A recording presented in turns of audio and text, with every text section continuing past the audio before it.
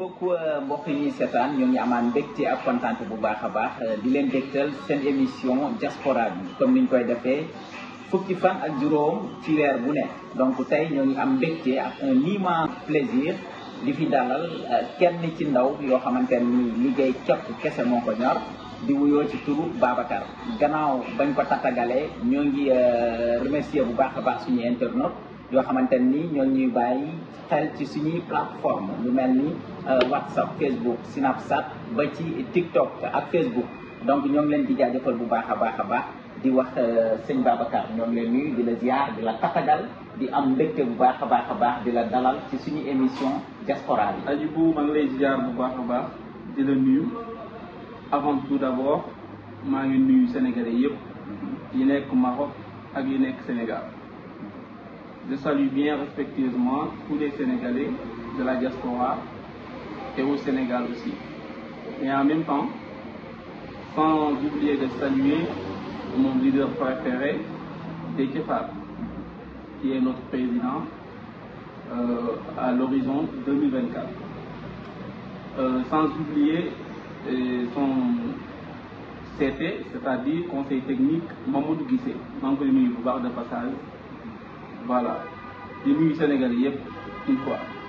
d'accord donc sa dugg si am na solo bu baax a baax Babacar sa dugg si xaw na laal tuuti actualité politique wante balaa ñoo dugg ci ni ki mel dinañ waxtaanee ci ñetti ponk li ci njëkk mooy moom ci lan la nekk ak tamit lan mooy activité am principale buñ ci jógee dinañ daal di faram-fàccee li nga xamante ne nii moom moo di politique bu Sénégal ndaxte nag ay sénégalais lañ donte ñoo ngi fi nga xamante ne nii moom moo di Maroc. du tee dañuy waxtaanee aussi li nga xamante ni moom mooy actualité Sénégal buñ ci jógee ñu forox ndollu tuuti rek wax li nga xamante ni loolu moo xew ci diaspora bi ak tamit nit yu nekk fii ci diaspora bi naka la ñuy dundee ci réew mi di Maroc.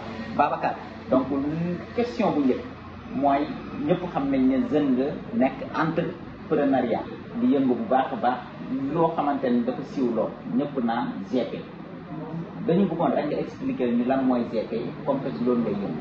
D'accord. Avant tout d'abord, je vous présente.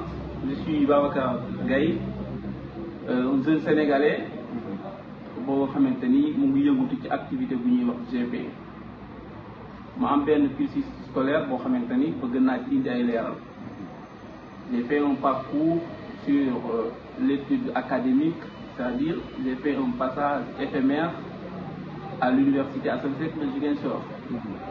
Par ailleurs, j'ai fait la formation professionnelle aussi en délégation médicale, en marketing, mais aussi en télémarketing.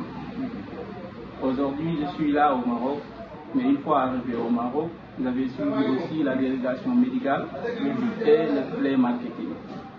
Donc, aujourd'hui, je suis là pour mes activités. Quelles sont ces principales activités? Bon, moi, je fais du commerce et le GP. Du commerce et le GP. Oui. Tu peux nous expliquer un peu GP mooy lan dëgg-dëgg parce que ñu bëri nag ñoo ngi jàpp ne GP mooy jël bagage Sénégal yóbbu ñëwaat. Bon, le plus important mën nga ni loolu la. mooy ñëw li jënd sa billet d'avion. def transfert de colis. c'est-à-dire nga jël ay colis biir Sénégal.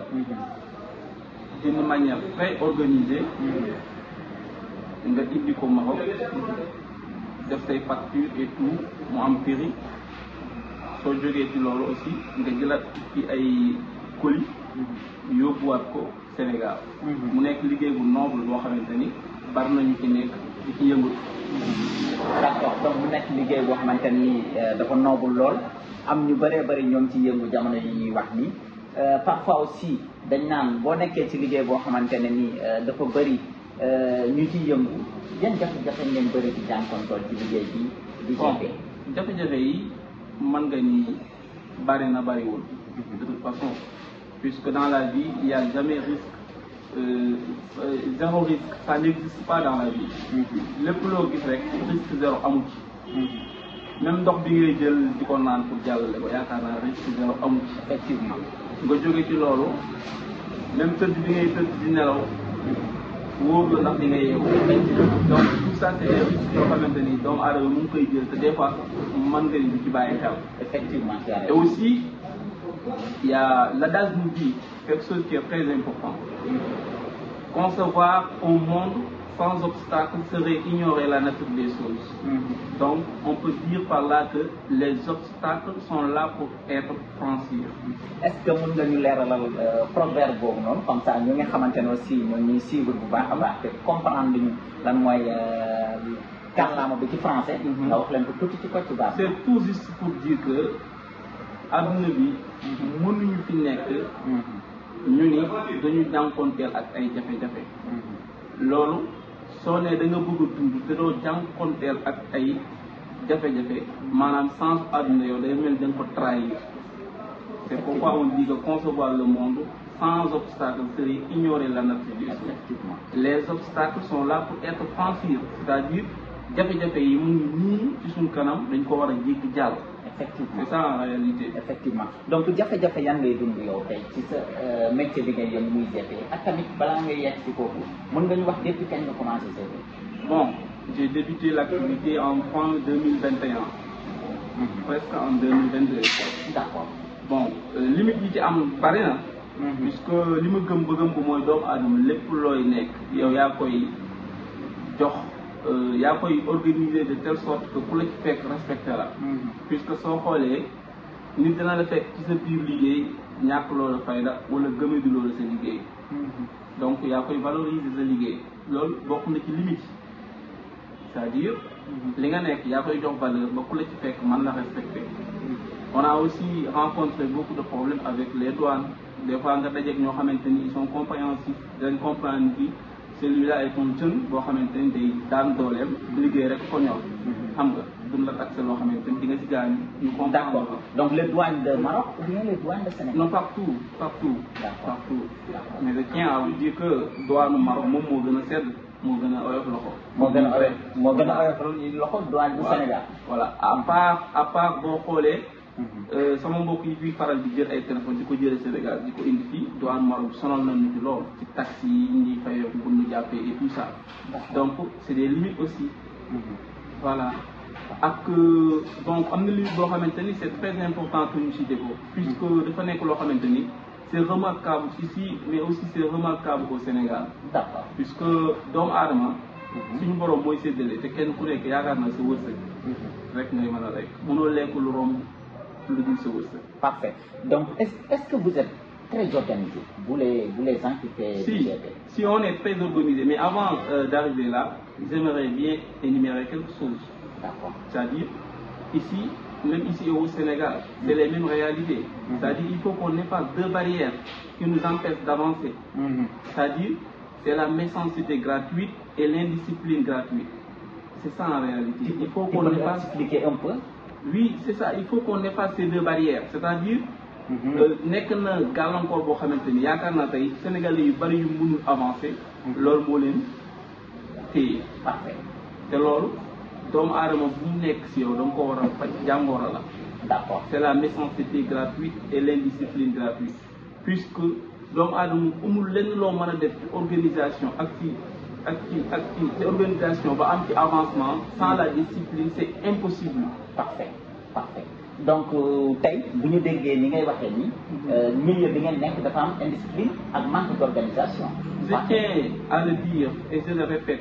loolu c'est fréquent. C'est partout. te tey jii je le cite ba nee naa la loolu li ñu gën a tardé loolu ñun Sénégalais loolu ci la bokk. mooy indiscipline ak la méchanceté gratuite. C'est ça, il faut qu'on évite ça pour ñu mën a avancer. ba pare am na lu ma la wax sànq ci bi ñuy débuté mooy que ni nit ki li nga nekk yow yaa koy jox orma boo xamante ni def organisation boo xamante ni teg ci ay principes yoo xamante ni ku la ci fekk daf koy mën a respecter. mënu ko nga génne ko teg ne pour avancer. Parfait. Donc pour résoudre problème boobu noonu. nan ngeen war mën a def yéen. si. ndax yéen a ngi ciy xalaat di jéem a teg li nga xamante ni moom mooy yenn mbir yoo xamante ne moo ngi am te rafetlu leen ko ci mbirum GP. si pour résoudre ko moom loolu moom du nekk loo xamante ni on doit le faire en collectif non même buñ ko mënee tamit du yomb mais kenn ku nekk nga bay ci sa wàll. c'est-à-dire am na ñoo xamante ni ñu ngi travail en équipe di jàppalante bari na ci moi je l'ai fait en personne d'accord beneen bi ci des mooy bari na aussi yeneen GP yu koy def di jàppalante seen biir mu nekk lu ñu rafetlu parce que kenn ku nekk sa wërsëg rek nga mën a lekk. jàppalante comme quoi comme lan comme kii am client jox ko keneen wala comme lan. si ça arrive parfois kii am client jox ko kii. wala kii am bagage jox ko kii yooyu yëpp dañ koy gis ci liggéey bi. d'accord mais parfois aussi dañuy dégg lu doy waar ci milieu bi ngeen nekk ba léegi damay ñëwaat ci manque d'organisation boo xamante ne xaw na am ci GP yi parfois ki nga xamante ne nii moom mooy def GP bi par exemple comme yow nit mën na ñëw jox la loo xamante ne dañ ko teel lu mel ni drogue par exemple nga jël ko def ko ci say valise nga yóbbu ko ndax yu mel noonu mosulaa dal yow. non ndax mosoo xam kum dal. non je tiens bien à le dire. et je l'ai répété tout à l'heure. c'est-à-dire loolu amee ci limite yi nga koy mën a boole. loolu mënoo koo mën a boole ci manque d'organisation. puisque ci des fois ñu jox la loo xamante ni mën nga ko sax bañ a xam wala doo ci bàyyi xel. lu contrôle bi sévère. ça m'a une fois arrivé mais c'est pas la peine de le dire ici. voilà pourquoi. non domaine réservé la jarul ñu ciy sori. d'accord voilà am na sa jox waaw yàlla def na yóbbu naa ko ci jàmm waaw xamu ko woon mais après la prendre compte. léegi loolu du cadre organisation c'est-à-dire am na loo xam ne suñu boroom rek moo la ci mën a musal c'est très important. am na loo xam ne suñu boroom rek moo la ci mën a musal. te du nekk sa njàmbaar moo la ciy génne mais suñu boroom rek moo la ciy mën a musal. loolu ci limite lañ ko mën a boole parce que foo dem duñ fekk ñoo xamante ni uniquement dañuy jóg pour def lu bon mais suñu borom moo ñuy aar. yàlla donc ku nekk xam na ni boo nekkee ci benn milieu bu amul avantage dañ ci teel a jóge quels sont les avantages du GP. question boobu aussi mënuma ci avancer lu bari.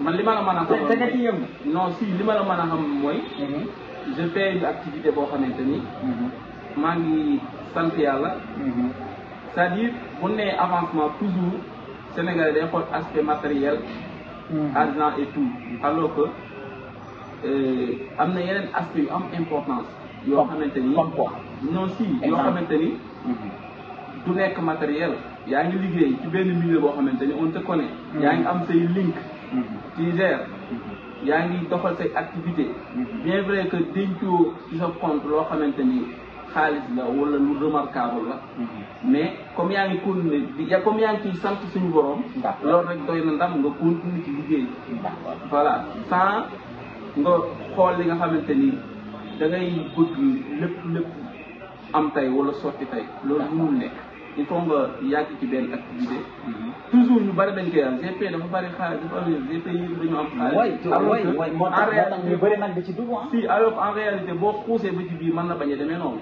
y a des choses yoo xamante ni da nga créer sa propre entreprise am ay activité di ko dox di liggéey di suturaw yaa am na yoo xamante ni domaine réservé lay doon doo ci mën a dugg parfait donc pour tëj phase boobu Babacar lan nga mos a dund ci GP loo xamante ni ñaanoo ko yàlla dundal. bon du nekk loo xam ne dinaa ko mën a énumérer carrément mais dinaa la ci am lu la si junj. des fois du ñàkk nga daje ñoo xamante ni dinañu yor melokaanu nit. xam nga. di sol comme nit di dox di dem seen soxla di lijjanti mais en réalité duñ ay nit. mais lépp état d'esprit la comme li ma cité woon tout à l'heure la méchanceté gratuite est un état d'esprit boo xamante ni nit ki quand il est méchant il est faible c'est très important ñu xam loolu si je te dis ça je vous donne un exemple patent pour que tu comprends la méchanceté est un état d'esprit mais c'est quelqu'un qui est faible. Si on te dit que l'enfant est méchant, c'est parce qu'il est faible. La source de la méchanceté, c'est la faiblesse. C'est la faiblesse. Parfait. Donc ñoo ngi koy jaajëfal bu baax a baax ci kaddu yi am solo yooyu noonu kaddu yoo xamante ne ku ko dégg di nga xam ne vraiment boo koy wax. Voilà donc comme ni ñu leen ko waxee rek yéen a ngi ci seen émission diaspora bi. di am mbégte bu baax a baax di recevoir koo xamante ni jeune entrepreneuriat la ndax ndaw dina am jot Babacar ndaw yi am jot tey lan nga leen di wax. je disais Al Maktoum. macha allah. voilà moom dama koy faral di déglu ay discours. même sa logo GT bi doon nga ci def Babacar. si sama tour entreprise man j'ai fait Babacar central service mais ci affiche bi. Maktoum central service moo ci nekk. parce que dafa nekk koo xamante ni dama koy déglu souvent. d'accord il me donne des orientations yoo xamante ni maa ngi koy topp. di sant suñu borom bu baax. macha allah. même bu ñu amul dara aussi yàquwuñu. macha allah ñu ngi sant suñu borom ci loolu. ci moom laa mos a dégg mu ne ndaw du am jot parce que boo pour man bépp temps boo xëy suba ba ngoon di ko dox war na nekk lu la amal njëriñ foofu rek laa mën a tënk wax bi. d'accord que ni lépp looy dox suba ba ngoon te sa njëriñ nekk ci rek pour man pertement la quoi. parfait donc ça c'est clair. yéen a ngi ci seen émission diaspora bi donc ngeen ñuy suivre ci ay plateformes yu wute Snapchat TikTok Facebook donc buñ ne plateforme xam ngeen ne mooy réseau yëpp Babacar ku nekk xam ne ne da nga yëngu ci GP wante politique aussi kenn demul nga des Babacar pourquoi choisir Déthié Fall en fait pourquoi. bien sûr pourquoi nga choisir PRP. oui. donc PRP. nekk na parti boo xamante ni depuis mo choisi ko ci rek puisque je connais le leader xam ay principe xam aussi ban genre nit la. mu nekk koo xamante ni war nañu mën a jaral tegu ci terrain bi liggéeyal ko. d'accord donc kon bu ñu la déggee kon 2024 mën nga arrêter say activités defal ko li nga xamante ni moom moo di campagne électorale bi incha allah. jaral na ma ko de jaral na ma ko. voilà donc ça c'est clair donc loolu jaral na ko mais Babacar. tey jii nii bu ñu demoon tey jii nii nga gis li nga xamante ni moom mooy président Déthié Fall mu teg li nga xamante ni moom mooy programme am ñu gis tout récemment temps yii yëpp moo ngi ci séminaire moo ngi ko door ni ki démb te moom d'après lu ñu jot a dégg mooy di wuyu di dialogue politique bi. oui. Bon, il a ses raisons de ne pas aller répondre à l'appel, puisque son collègue, il a donné des réponses claires, c'est-à-dire, maintenant, il invite Macky Sall d'aller revoir les réunions ou bien les séminaires de 2016 et 2019. C'est pourquoi il a rejeté cet appel. Donc il a raison. C'est-à-dire qu'il faut son collègue, la xewoon ci moment yooyu ba jaral ñu woote réunion dialogue da ko renvoyer pour ñu xoolwaat PV yooyu pour mën a am réponse. puisque bañ ko def. loo gisee dialogue Macky Sall bi tey bi nga xamante ne moom la woo opposition. Bon, j'espère que am na lu ma ci jotoon wax mais pour joxe benn citation boo xamante ni c'est très important pour que képp koo xamante ni yàlla dénk na le pouvoir nga ciy bàyyi xel parce que c'est très important. Effectivement. C'est-à-dire l'adage nous dit le pouvoir de dominer crée l'envie de protéger. Effectivement. loolu tey képp kuy njiit wax boobu war nga ko jël saa boo yeewoo di ko xool parce que su ma gisee comme li ma la wax sànq lu waral dialogue bi deux choses la c'est-à-dire réduire l'opposition et anéantir Ousmane Sonko pour man sama xalaat boobu. sa opinion léegi beneen bi stop mooy soo gisee tey jii comme notre leader li tax te muy wuyu ji gis na ni am na ñaari at yu ko fi defoon mais amul finalité boo xamante ni c'est positif. C'était en 2016 et en 2019. léegi moom le fait que moom bëggul dem wuyu ji il a donné comme réponse que Macky Sall doit aller voir les PV de 2016 et 2019. C'est pourquoi c'est très important. Réponse boobu mu joxe c'est absolu. D'accord. Donc la rencontre Barthélémy Diaz, Habib Sy waaye askan wi laa mën a wax. ñoom ñëpp ñu gis ñu daje président Macky Sall ci forum économie boobu nga xamante ni moom la Dakar organisé. monsieur le maire ñoo ngi koy saluer au passage di ko féliciter ci taxawaayam ci région bu Dakaru nga gis sans compter bi. bon image bu rafet boobu noonu ndax tey politiciens yëpp waru ñoo doxee noonu Sénégal. bon image boobu ni ma ko jàngatee rafet na ci nit ñoo nga xam ni dañ ni dañuy bokk politique bokk li ñuy wax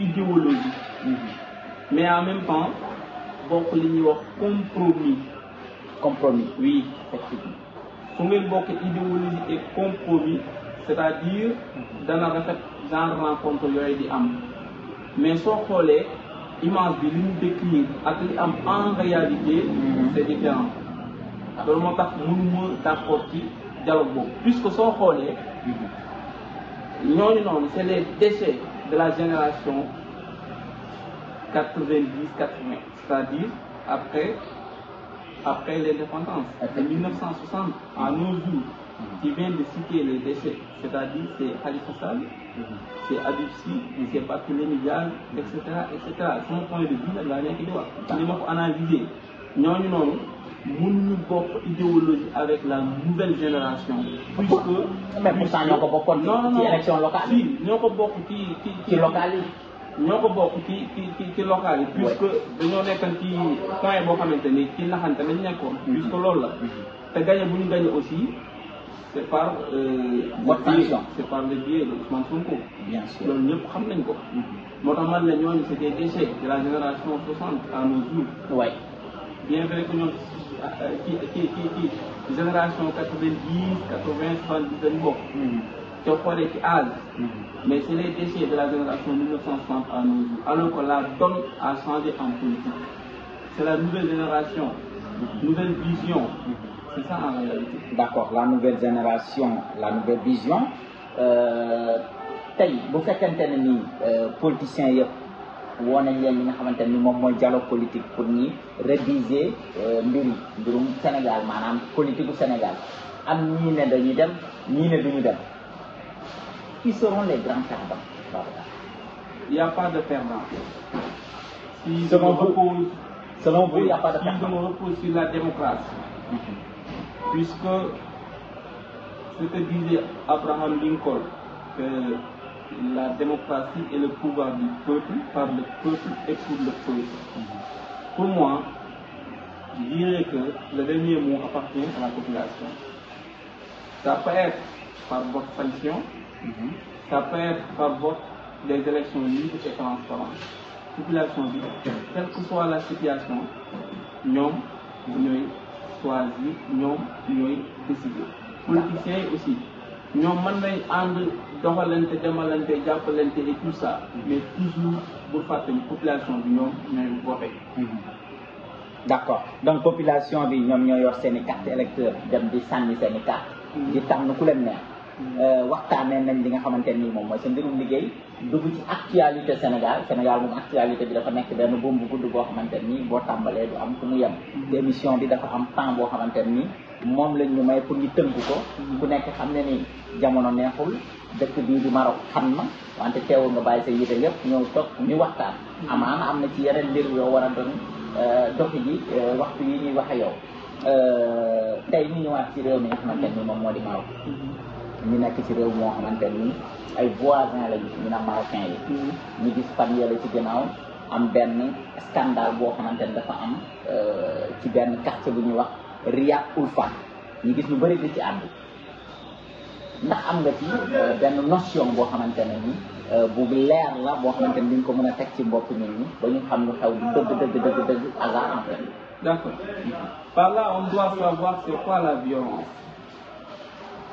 La violence, l'une de ses définitions est que la violence est l'utilisation intentionnelle de la force physique ou morale envers quelqu'un. C'est ça la violence. D'accord. C'est-à-dire, quand je comprends bien, il y a la violence verbale dedans, il y a la violence physique dedans. Mais loolu ni ma ko jàngatee dama koy renvoyer toujours ci état d'esprit. Quand on est méchant, on est faible. Effectivement. Quand on est raciste aussi, on est faible.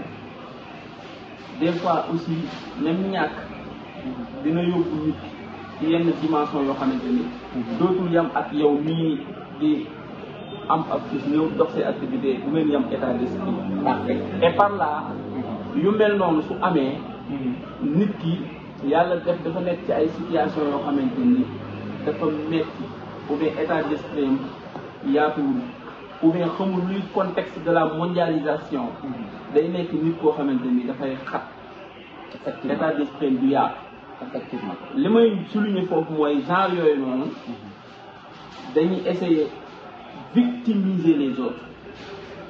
C'est quoi le problème en réalité? C'est ça. C'est-à-dire le problème, ni ma ko déggee man c'est-à-dire laajte naa et puis am na ay sources yu ma lire. mais ni ma ko comprendre mooy que ni peut-être ñag yi la woon ñoo doon xeex ak naari seen biir. kooku Sénégalais bi romb foofu ñu jaawale ko. jigéen la. góor la waaw man gis naa image bi góor la quoi. mais comme li ma la wax léegi nag. soo jàngee contexte de la mondialisation nga comprendre ko bu baax. da ngay xam ni lii yëpp ci état d'esprit la nekk. d'accord lii lépp ci situation nit ki la nekk. c'est ça ñaar yooyu ñooy aussi violence physique et violence verbale. et doo nekkee ci situation yooyu da ngay am état de da ngay am niveau bu faible boo xamante ni ci essaie à victimiser les autres. alors que warul demee noonu. da nga war a gëm ni yow da nga war a nekk jàmbaar quelle que soit la situation. d'accord donc toujours on part ici au Maroc. tey sénégalais yu bëri ñoo ngi fii nii am jafe-jafe këyit surtout li ñuy wax li nga xamante ne moom moo di séjour. mu nekk lu doy waar ku nekk di daw di ci daanu dëkk bi bëri sénégalais lool te entreprise boo fëgg ñu ne la lenn moo lay liggéey loolu mooy séjour sa jàngat ci loolu ak tamit tey ban conseil ngay jox sénégalais yoo xamante ne ñoo ngi ci dëkk jàmm te légal. bon être légal. ci contexte bi may waxee. être sérieux et juste moo ko ëpp doole. soo nekkee ci dëkk li ñuy tere. nga jim ko bàyyi. li ñu terewul. nga def yaakaar naa loolu moo ëpp doole que nga am titre séjour. alors que condition yi ñuy demandé pour nga am titre séjour soo ko mënul remplir mënoo am séjour. dëkk boo dem nag. donc. ñàkk séjour ne veut pas dire que du ma réussir. ndax am séjour aussi ne veut pas dire que damay réussir. c'est deux choses différentes. donc il faut que ñu mën a sende ñaar yooyu bul ñëw ci dëkk bi def ci sa bopp nii su ma amul séjour du ma réussir. mais bëri na fi am na ñoo xamante ne sa bopp que ni su ma amee séjour damaa war a réussir c'est pas ça. effectivement parce que tey dañu def taxaw seetlu xool ñoo ngi fàttali suñu internautes yi ñoo ngi fi nga xamante ni moom moo di ci benn tacos ñu tuddee ko tacos des Lions. on ne fait pas de la publicité mais c'est juste pour vous dire que ne tooguñ ci benn studio wala beneen salle pour def suñu émission dañu toog foo xamante ne nii dañoo ñëw pour fiirlu lool. fas yéene leen defar li nga xamante ni moom mooy émission diaspora bi c'est de relax toog waxtaan ak sama invité nga faax di Babacar donc tey jeunes yu bëri ñoo ngi fii nii nee nañ tant que amuñu séjour ñoom daal duñu am luñ bëgg ñii di ñëw fii pour dem jàlli ci gaal yi en fait donc tey ban conseil aussi ngay prox ndoll ci nokk jeunes yooyu noonu. bon comme li ma la waxoon tout à l'heure dama koy gën a approfondir. c'est-à-dire séjour bi mayu la xañu la bien vrai que da nga ko war a être en règle dans ce pays mais am na lu ko gën a am importance mooy que nga favoriser li ñuy wax liggéey. par exemple. voilà moi j'ai fait 1 à 6 mois ici par séjour et je travaille. bien c'est ça en réalité donc kon li may wax nii yaa ngi ñëw di ko leeral. te génn buñ ci émission bi. parfait y a beaucoup d'exemples sur ça. parfait. moi je fais des activités et d'autres fait des activités et cetera. am na ñu am séjour am na ñoo xam ne amul séjour teewul ñu ngi continuer seen liggéey. li am solo mooy le travail. parce que soo xoolee liggéey le travail est un acte intense de communion. C'est ça en réalité. C'est pourquoi le travail est important. te nit ku ci dugg doo ko réccu quel que soit liggéey bi nga yor puisque le travail même a des valeurs est rattaché par des valeurs. La valeur morale du travail, c'est-à-dire dans la société, tu dois savoir que le travail est un devoir. C'est très important. Il y a aussi la valeur sociale de la société. Par là, tu dois savoir que le travail, tu vas savoir que le travail est une obligation. Je vis dans la société, j'existe, je suis en société, mais je gagne de l'argent, je vis la socialisation, mais en même temps, j'ai sauvegardé ma dignité. C'est ça la valeur sociale du travail. Il y a aussi la valeur religieuse du travail, c'est très important. Là, je vous donne un exemple sur la doctrine des mourides qui se repose sur la citation en wolof pour liggéey jaamu yàlla. Effectivement. C'est pour ça je dis bien que l'ordre est très important parce que foofu boo digloo néewul jaamu yàlla liggéey mais dañu la liggéey jaamu yàlla chanson la boo xamante ni depuis ñu nekk xale ñu ngi koy dégg. bëri na ñu fi nekk liggéeyuñu te nanguñ dellu Sénégal. Là aussi du ma ci mën a sori parce que tey jii oui parce que tey jii man li ma gëm mooy avant may juger nit ki dama war a xam lan mooy philosophie en réalité. Et des fois même conseiller quelqu'un peut être un péché. Parfait. Puisque nit ki bala nga ko jox conseil wala bala nga ko critiquer nga war a xam lan mooy philosophie. Effectivement. lan lay dund. Effectivement. Ou bien lan moo nekk situation du jour. Parfait. nga soo ko mën a conclure pour mën ko jox conseil. Mais du ma def comme ni ko ñeneen ñi defee yeneen Sénégalais yi. lu tax ma dugg foofu noonu. Parfois il y a des parents yoo xamante ne ñoo ngi Sénégal seen doom ñëw na fi yàgg fi lool mais à chaque fois ñu teg ci noppam ñibbisi ndax xam nañ ndax am na lu mu ñibbisi. Donc da nga toll situation yoo xamante ni waroo ko du ma ni politique lu ñëpp mais ñu bari waroo leen a déglu parce que dafa am ñoo xamante ni sont des sceptiques. te seen conseil daf lay tardé lool. conseil yooyu dañ ko war a jël teg ko ca poubelle ça vous empêche d'avancer. D'accord. Une fois que nga nekk situation yu mel noonu je vous dis une chose. il faut être. Écoutez bien les jeunes moo ngi wax lu am solo. il faut être un optimiste. pas un pessimiste. puisque li ma jàngat foofu mooy dafa am ñoo xam ni même si tu es dans la vie courante, si tu es entouré par des idées négatives, tu penses négativement. Si tu es entouré par des idées positives, tu penses positivement. C'est pourquoi je t'invite toujours à être quelqu'un qui est positif. Nga jiital liggéey ci sa kanam. te bul di def koo jóg jox ko sa nopp nga déglu ko.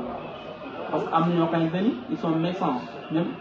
Sur cette méchanceté, ils essayent de jouer un rôle de protecteur, alors que c'est pas vrai. C'est ça en réalité. Et léegi soo bëggee toog di jàng nit ñi da ngay tardé. Ce qui est important mooy nga xam sa bopp, nga xam yow yaay kan, nga xam li nga gis li nga bëgg nga nekk. D'accord nga xam li nga bëgg nga xam li nga focus nga nekk ci loolu mooy dëgg.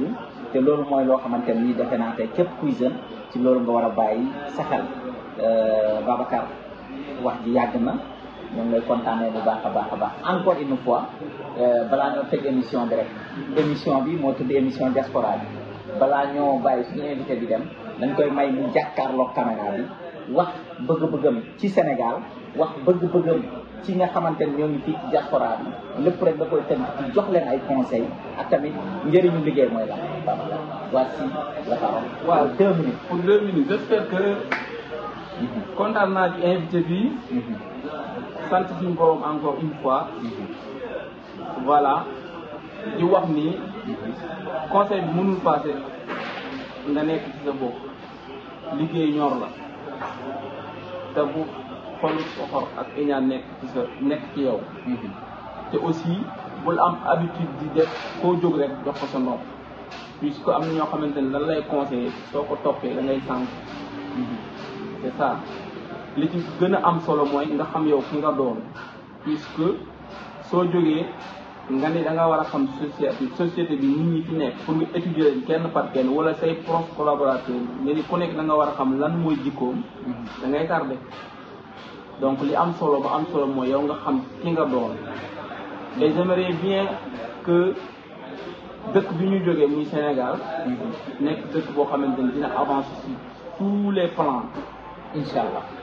waaw ñi nga xamante ni yàlla def na seen état d'esprit yaatuwul ñi nga xamante ni yàlla def na seen xol tilim suñu borom suturaal leen génne lu lëndëm li nekk seeni xol. surtout ça ñi nga xam ne suñu borom def na amuñu liggéey te bëgg ko yal na leen ko suñu borom defal. allahumma amiin. ñi nga xam ne aussi dañuy toog di xaar ñu jóg ci loolu te xam ne laaj bi toll na foo xamante ni même ki nga bokkal ndey ak baay sax jëlatul leen risque yi ci yow ba keneen di ko jël. c'est très important maa ngi leen di sant di leen gërëm di leen ñaanal ñu yàgg a fekke yàgg a dal merci beaucoup. ça me touche vraiment c'est un message très fort nekk na message boo xamante ni ku ko dégg bu mu dawul sa yaram wala mu yóbbu la ci benn émotion dimensionnelle bi xaw ma lan moo la koy yóbbu ndaw luy avenir am maanaam loo xamante ne moo koy njëriñ mooy liggéey jaamu yàlla loolu kese moo la ciy génn. Je vous donne rendez-vous ci beneen 15 jours sama xol ak kees moo tax mënu ma wax bu baax en tout cas maa ngi koy féliciter bu baax a baax l'émission est super bien donc dinañ bàyyi ñi nga xamante ne ñoom ñooy internautes yi daal di def seen i commentaire lépp luñ ci gis lu négatif ñu wax ñu xam ne matuñu lépp luñ ci gis aussi lu positif ñu daal di ñu ko wax. Quant à moi je vous donne rendez-vous ci seen beneen numéro émission diaspora bi di gërëm bu baax a baax nga xamante ni moom moo di Mame Seydi gérer équipe bu technique groupe SMTV di gërëm madame la directrice di leen sant di leen gërëm di leen jox dig daje fii ak fukki fan ak juróom jërë ngeen jëf